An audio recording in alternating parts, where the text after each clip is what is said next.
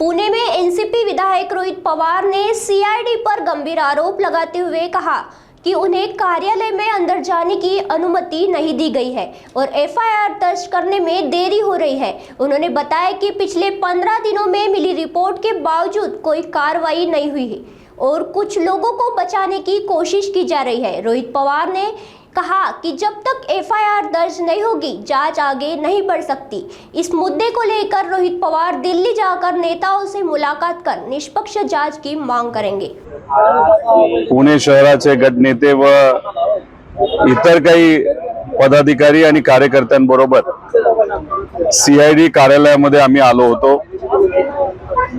आल्या आमच्या गाडीला आणि ठराविक पदाधिकारी सोडले तर बाकी सर्वांना गेटच्या आत यायला तशी परवानगी दिली नाही। विनंती केल्यानंतर काही लोकांना आत सोडलं। आत गेल्यानंतर एडीजी साहेब त्या ठिकाणी होते। गेल्या 10-15 दिवसामध्ये जी काय माझ्याकडे माहिती आलेली आहे त्याच्याच बरोबर AIBचा जो रिपोर्ट आला आणि त्या रिपोर्ट मध्ये काही त्रुटी आहेत ज्याचा अभ्यास आम्ही सर्वांनी मिळून त्या ठिकाणी केला होता। हे सगळे रिपोर्ट घेऊन आणि ते स्टेटमेंटच्या 180 कलमच्या अंतर्गत एक स्टेटमेंट म्हणून ते सर्व माहिती एडीजी साहेबांना त्या ठिकाणी दिली। गेल्या वेळेस जेव्हा आम्ही आलो होतो तेव्हा आम्हाला सांगण्यात आलं होतं की AIBचा रिपोर्ट एकदा येऊ द्या, रिपोर्ट आल्यानंतर आम्ही तुमचा एफआयआर घेऊ। म्हणून आमची अपेक्षा होती एकदा DGCA 24 तारखेला DGCAचा एक प्रायमरी रिपोर्ट नाही पण एक स्टेटमेंट आल्यानंतर आमची अपेक्षा होती एफआयआर होईल। ठीक आहे, एफआयआर त्यावेळेस तुम्ही घेतला नाही। मग आमची अपेक्षा होती की आता सीआयडीने सांगितलं AIBचा जो प्रिलिमिनरी रिपोर्ट येईल त्यानंतर आम्ही एफआयआर घेऊ। पण आज आल्यानंतर त्यांनी आम्हाला सांगितलंय प्रिलिमिनरी रिपोर्ट नाही तर फायनल रिपोर्ट जेव्हा येईल तेव्हा आम्ही एफआयआर करू। 2023 ला याच VSR कंपनीचा जेव्हा अपघात झाला होता त्याचा अजूनपर्यंत गेल्या 3 वर्षांमध्ये फायनल रिपोर्ट आलेला नाही। दादांचा ऍक्सिडेंट झाल्यानंतर तुमच्या मदतीने लोकांचं प्रेशर वाढल्यानंतर DGC आता कुठेतरी म्हणतंय की 2023चा अपघात जो झाला होता त्याचा आम्ही आता फायनल रिपोर्ट थोड्या दिवसात काहीतरी देऊ। म्हणजे कुठे ना कुठेतरी एफआयआर करण्याच्या बाबतीत टाळाटाळ तिथं होते। मग आम्ही घाटकोपरला 2019 ला मुंबई या ठिकाणी एक विमान पडून 5 लोकांचा मृत्यू त्या विमानामध्ये झाला होता। इथे जे कोणी पायलट होते नाही तर त्याच्यामध्ये प्रवास करणारे लोक होते त्यांच्या परिवाराला पाठपुरावा केला आणि भाजपचे त्यावेळेचे नेते आणि आता सुद्धा ते नेतेच आहेत किरीट सोमय्या यांनी पोलीस स्टेशनला जाऊन बीजेपीचं सरकार त्यावेळेस होतं हा एफआयआर 2019 ला विमानाच्या अपघाताबद्दलच हा त्या मुंबईच्या एका पोलीस स्टेशन मध्ये घाटकोपरमध्ये रजिस्टर केलेला आहे। म्हणजे हा एफआयआर होऊ शकतो। तिथे सुद्धा ऍक्सिडेंटल डेथ रिपोर्ट तर होताच, त्यानंतर हा एफआयआर झाला। हाच आमच्या सगळ्यांचा जो अधिकार आहे हा अधिकार आम्ही कोणासाठी वापरण्याचा प्रयत्न करत होतो तर या राज्याचे एक लोकनेते मोठे नेते अजितदादा पवार यांच्यासाठी आम्ही एफआयआर करण्यासाठी प्रयत्न करत होतो आणि हा एफआयआर झाला 19 ला। त्यांचं सरकार आणि त्यांचा एक नेता पोलीस स्टेशनला जातो म्हणून आणि आम्ही विरोधात आहोत आणि दादांसाठी आम्ही लढतोय, अजितदादांसाठी लढतोय। एवढं करून सुद्धा बोलून सुद्धा पाठपुरावा करून सुद्धा दादांचा एफआयआर घेतला गेला नाही। म्हणजे कुठे ना कुठेतरी काही प्रमाणात काळबेर हे कुठेतरी आता सिद्ध होत चाललेलं आहे। काल जेव्हा VK सिंग आला 11-11:30 वाजता VK सिंग या कार्यालयामध्ये आला होता। पत्रकार इथं आले होते। पोलिसांकडनं पत्रकारांच्या प्रति फार चुकीच्या पद्धतीची वागणूक त्या ठिकाणी दिली असं आम्हाला कळलं। पत्रकारांना आत घेतलं नाही। VK सिंगची गाडी आणि त्याची सिक्युरिटीची गाडी ही आत घेण्यात आली होती। तुम्ही जर बघितलं असेल त्याची जी सिक्युरिटी आहे VK सिंगची त्यांच्याकडे AK-47 अशी बंदूक तिथं होती। आता VK सिंग आलाय कशाला तर इंटरोगेशन साठी आलाय। कुठं आलाय? महाराष्ट्राच्या CIDच्या प्रमुख कार्यालयामध्ये आलाय।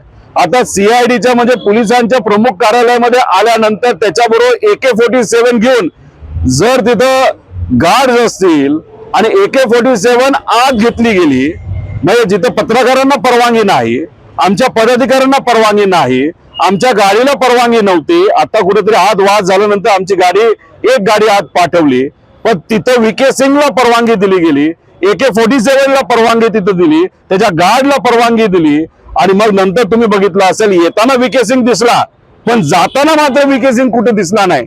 तो कुठल्या गाडीत गेला? पोलिसांच्या गाडीत गेला का? काळ्या गाडीत गेला का? मग तो तिथं असणाऱ्या जे सतर्क आपले सगळे पत्रकार आहेत त्यांना का नाही दिसला? त्याला का वाचवलं गेलं? तो पत्रकारांसमोर का नाही आला? का त्याला त्याचा चेहरा लपवायचा होता? का त्याला कुठली तरी भूमिका लपवायची होती? असे अनेक प्रश्न त्या ठिकाणी निर्माण होतात. पण आज CID कडे आल्यानंतर अधिकारी कितीही चांगले असले तरी कुठे ना कुठेतरी यांच्यावर दबाव आहे, आणि हा दबाव असल्यामुळेच FIR दादांचा त्या ठिकाणी घेतला जात नाही. आणि जे काही इन्व्हेस्टिगेशन आहे, जो तपास आहे, तो हवेत गोळ्या झाडण्यासारखा हा तपास आहे असं आपल्याला म्हणावं लागेल. यांना खऱ्या अर्थाने तपास करायचाच नाही. याला त्या VSR ला वाचवायचे, DGCA वाचवायचे, आणि ह्याच्या मागे जो कर्णधार कोणी असेल, नाहीतर जी काही संस्था असेल, त्या लोकांना वाचवण्याचा पूर्णपणे प्रयत्न तिथे सुरू आहे. मला दुर्दैव याच गोष्टीचं वाटतं, जे लोक सत्तेत आहेत आणि दादांबरोबर अनेक वर्षांपासून त्यांनी काम केले नाही, तर दादांमुळे काही लोक निवडून आलेले आहेत, ते मात्र या बाबतीत भूमिका घेताना दिसत नाही. FIR करण्यासाठी प्रयत्न तिथे केला जात नाही. ही मात्र त्या ठिकाणी दुर्दैवी गोष्ट आहे. उद्या मी स्वतः दिल्लीला जाणार आहे. केजरीवाल साहेबांची उद्या आमची भेट होणार आहे. त्यानंतर इंडिया आघाडीचे जे प्रमुख पक्ष आहेत, त्याचे जे प्रमुख नेते आहेत, त्यांना सुद्धा पुढच्या 3 दिवसामध्ये आम्ही भेटून पार्लमेंटमध्ये हा विषय घेण्यात यावा.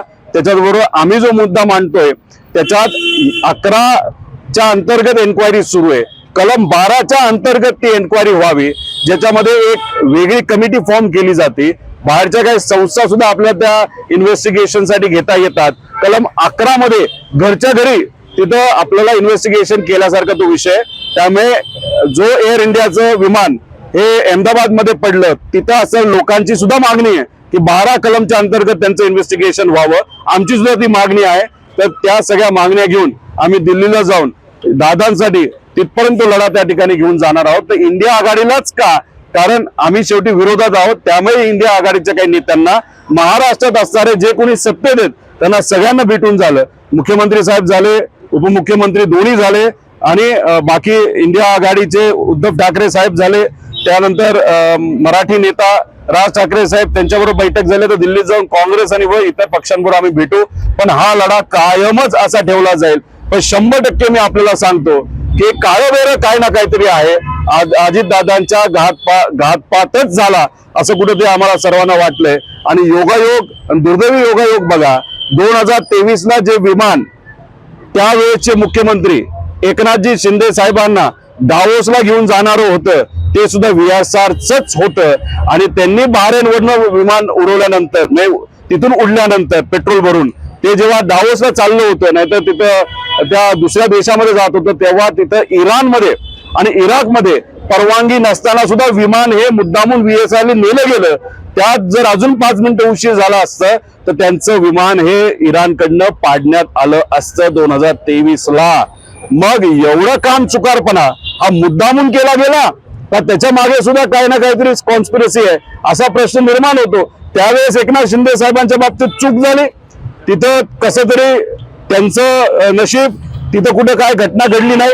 पण दादांच्या बाबतीत VSRच, आणि दुर्दैवी ही घटना त्या ठिकाणी घडली. दोन्ही मराठी नेते, प्रमुख नेते, दोन्ही आज मुख्यमंत्री, मग कुठे ना कुठेतरी काय ना काहीतरी आहे का असा प्रश्न निर्माण झाल्याशिवाय होत नाही. म्हणून हे जो तपास आहे तो योग्य पद्धतीने व्हावा यासाठी आमचा सगळ्यांचा खटाटोप आहे.